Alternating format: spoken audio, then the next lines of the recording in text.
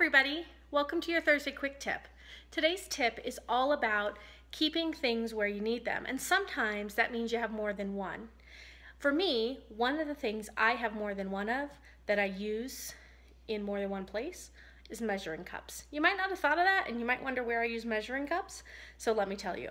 I keep them in my kitchen drawer, which I'm guessing all of you do too, but I also keep a few in my pantry within specific items with which I use them a lot. So let me show you a little bit about how this works.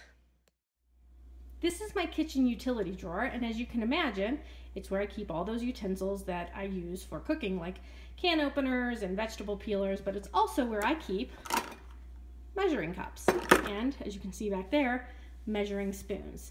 But I have a few sets, and I keep the others not in this drawer.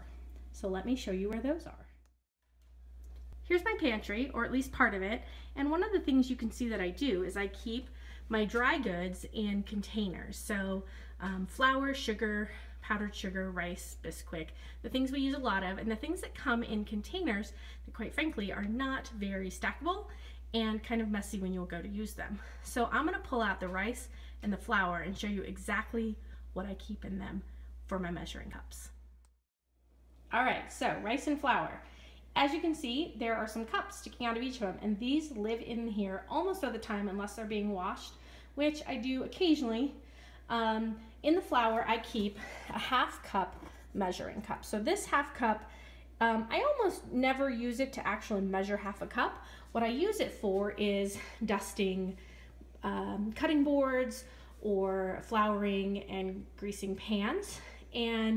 But I can, if I need to just measure out a quick cup of flour, I can do 2 half cups, and I don't have to bother walking over to my drawer. Now, granted, let me tell you, my drawer to my pantry is about 3 steps, but for me, the added frustration of having to go and grab it is a real pain.